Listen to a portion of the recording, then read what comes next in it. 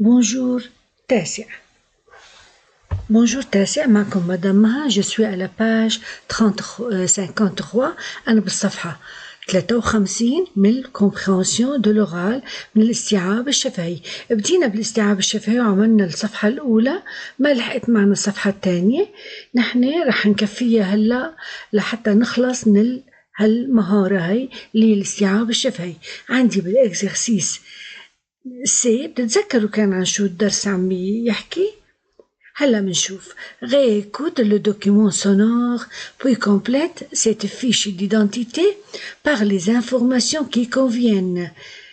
أعد سماع التسجيل الصوتي ثم أكمل هذه البطاقة الهوية، بطاقة الشخصية من خلال المعلومات المناسبة. نحن هلا رح نرجع نقرأ النص ونعرف عن شو. إذا بتتذكروا توم وجيري كنا عم نحكي على منتج هالأفلام هاي. نرجع لقراءة التكست. Chers auditeurs, bonjour, vous êtes sur Radio FM. Aujourd'hui, nous allons parler d'une des légendes des dessins animés. قلنا أعزائنا المستمعين صباح الخير. هذا البريزنتاتور المذيع عم بيقول أنتم مع راديو اف ام، واليوم رح نحكي عن أحد أساطير الرسوم المتحركة. ذكرنا ويليام ديمبي أنا، connu المعروف ببيل أنا، est un producteur et auteur américain d'origine syrienne، اللي هو منتج ومؤلف أمريكي أصله سوري. Donc notre leçon va être، درسنا رح يكون عن ويليام أنا. ويليام أنا مهنته son métier producteur et auteur américain، هو منتج ومؤلف أمريكي. Son origine est syrienne، أصله سوري. Ingénieur et journaliste de formation، إذن هو مهندس وصحفي بالتدريب. مهندس هي مهنته كمان، مهندس وصحفي بالتدريب. Il a commencé sa carrière dans les films d'animation، ابتدأ حياته المهنية في أفلام الرسوم المتحركة هوليوود. Travaillant، وعمل principalement بشكل أساسي au département des scénarios، في قسم السيناريو يعني بالسينما. Il sera également compositeur، وأيضا كان مؤلف موسيقي. Plus tard، فيما بعد، il a rencontré Joseph Barbera، قابل شخص اسمه جوزيف باربيرا اللي رح يكون معه، هو يألف ديو اللي هن الثنائي توم وجيري. Les deux hommes vont créer، هالاثنين الرجلان الاثنان رح يألفوا يعني يبتكروا لنا لو ديو توم اي جيري، الثنائي توم وجيري كي كونيتخا، الذي سيلاقي ان انكرويابل سوكسي، شهرة كبيرة. remportant notamment، وحصد كذلك pas moins، ليس أقل من 7 أوسكار، 7 جوائز أوسكار. Ce qui a donné à ce duo، وهالشي أعطى للثنائي une renommée mondiale، شهرة عالمية. Ensuite، فيما بعد، ويليام أنا et جوزيف باربيرا فيما بعد اثنيناتهم أسسوا leur propre maison de production، دار النشر الخاصة فيهم، سموها أنا باربيرا باسم كنية كل واحد من بيناتهم. et se tournent، وانطلقوا vers la télévision، نحو التلفاز. continuant le duo، وتابعوا الثنائي توم وجيري et ils deviennent de grands personnages de l'animation، وأصبحوا هن من كبار شخصيات الرسوم المتحركة. هلا on revient à notre texte، نرجع لنصنا ونشوف ونحل التدريبات. هلا سمعناه، بدنا نملي هون بالمعلومات. نو قلنا اسمه أنا، كنيتو أنا. برينو اسمه ويليام. أوريجين سيريان، أصله سوري. ميتيه كانت مهنته كومبوزيتور producteur مؤلف مؤلف موسيقي ومنتج. réussite شو هي النجاحات التي حققها 7 أوسكار. بنشوف هون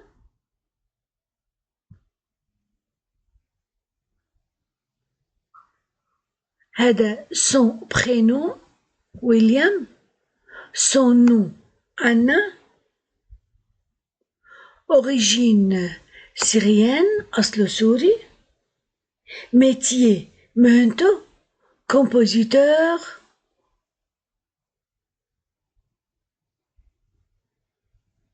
producteur هون producteur، ingénieur et عنده عدة مهن، journaliste de formation، وكمان il est également compositeur. هذه كلها لأنه حاطين لي métier بالبلوريال، يعني هو له عدة مهن، بس الأساسي إنه هو compositeur producteur، هدول الأساسيات. بينما ingénieur journaliste de formation لأنه هي بالتدريب. بقى عندي الريوسيت نجاحاته كانت 7 أوسكار، 7 جوائز أوسكار. On passe au deuxième exercice D. Réponds par vrai ou faux. جاوب بصح أم خطأ. William a commencé sa carrière dans le domaine des dessins animés. بدأ حياته المهنية في مجال الرسوم المتحركة. أكيد فري لأن توم وجيري منعرفة رسوم متحركة. Il a écrit des scénarios. كتب سيناريو. بتتذكروا مرت معنا هالكلمة. Donc c'est vrai. Cette personne a inventé toute seule Tom et Jerry. طلعوا toute seule لوحده. هالشخص اخترع لحاله توم وجيري؟ أكيد نو، أكيد فو، لأنه معه كان باربيرا، لأنه اثنيناتهم هنن اللي invente Tom et Jerry. La série Tom et Jerry est présentée premièrement au cinéma. سلسلة توم وجيري عرضت أولا في السينما. صح، لأنه نحن بالأخير الناس شفنا أنه بعدين انطلقوا نحو التلفاز. إذا كانت البداية par le cinéma. Donc vrai, vrai, faux, vrai. Exercice E. Choisis la bonne réponse. اختار الجواب الصحيح. عندي deux questions, deux phrases. La série Tom et Jerry est connue mondialement parce qu'elle a remporté plusieurs prix, parce qu'elle est adressée aux enfants, parce qu'elle a connu une réputation locale. سلسلة توم وجيري نعرفت مونديالما عالميا، يعني موند عالم، لأنها حصدت عدة جوائز عرفت عالميا. أم باسكيلي أدرسي أو لأن توجهت للأطفال، أو باسكيلا كونو أو لأنها لاقت شهرة محلية، لوكال محلي. هلا نحن في ناس بجوز ما يعرفوا شو معناتها ريبوتاسيون لوكال، شهرة محلية، بس منيح ما هي الجواب، لأنه ما بنعرف الواحد عالميا إلا إذا حصل على عدة جوائز. Donc la réponse est A. La série Tom et Jerry est connue mondialement parce qu'elle a remporté plusieurs prix. انعرفت سلسلة توم وجيري عالميا لأنها أخذت جوائز عالمية. كيف ما بدنا نعرف عالميا وما أخذت جوائز عالمية؟ ما بصير. William, Anna et Joseph Barbera ont créé une chaîne de télévision, une salle de cinéma, une maison de production. William, Anna وجوزيف باربيرا أنشأوا قناة تلفزيونية ولا قاعة سينما ولا دار نشر. أكيد اثنيناتهم عملوا une maison de production دار للنشر. Donc, William, Anna et Joseph Barbera ont créé une maison de production. Exercice F. Utilise les informations suivantes pour présenter une personne célèbre.